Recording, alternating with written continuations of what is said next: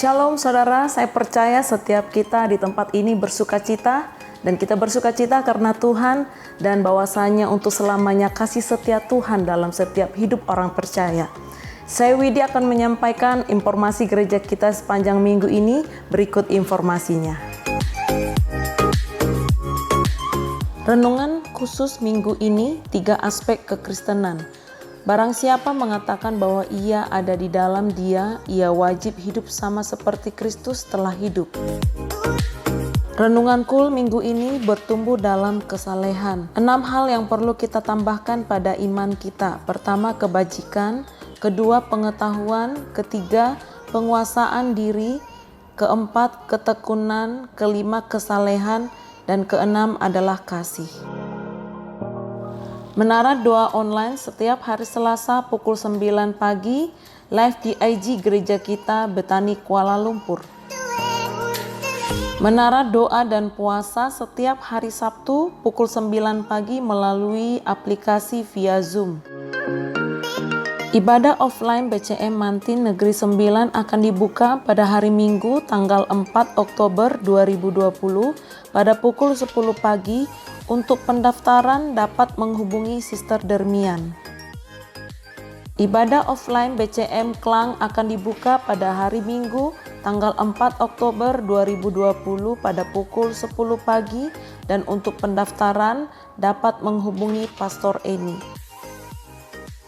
Persembahan online via bank transfer BCM Kuala Lumpur Selangor dan Negeri 9 dapat mentransfer ke account MyBank 114209563594 atas nama Ingrid Enita Darmawan dan bukti transfer dapat saudara kirim ke nomor WhatsApp yang ada.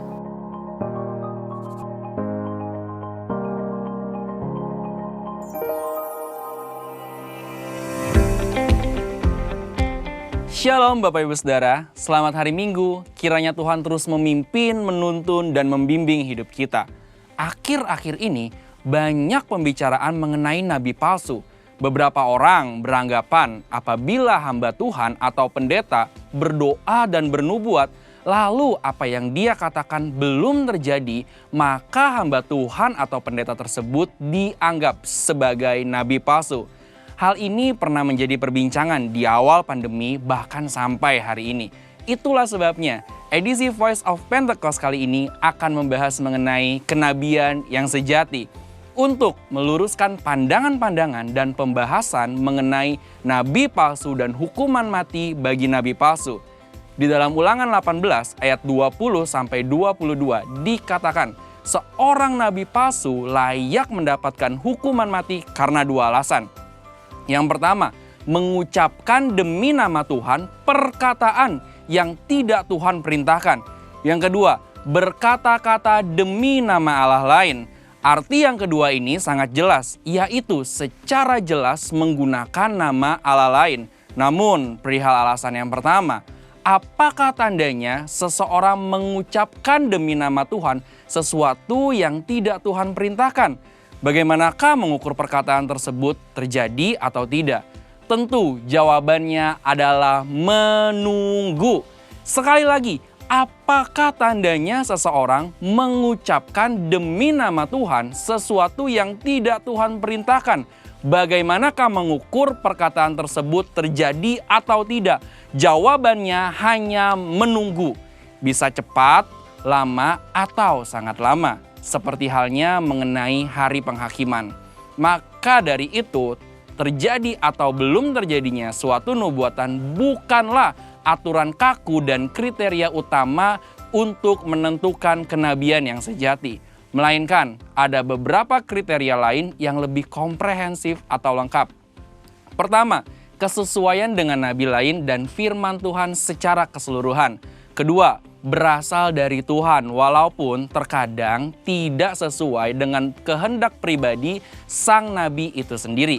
Ketiga, membawa umat ke dalam rencana Allah. Keempat, tidak mencuri kemuliaan Tuhan. Kelima, karakter nabi yang sesuai dengan karakter Allah.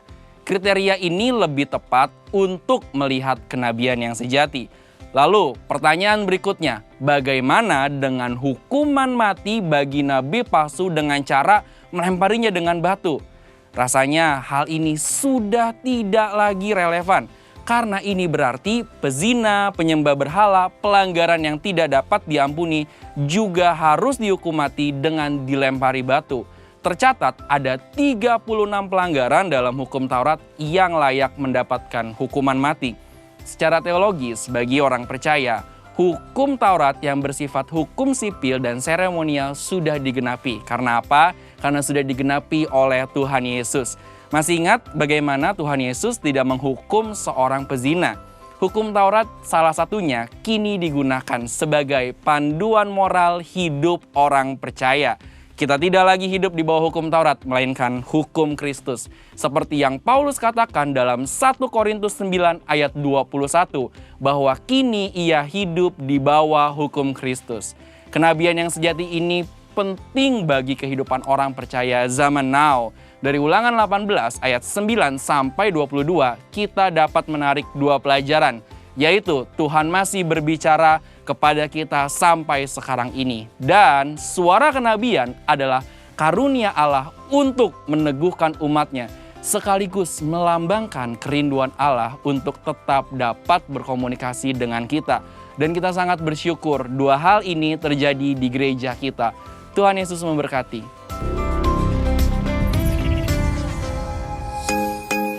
Demikianlah informasi gereja kita untuk minggu ini. Tuhan Yesus memberkati.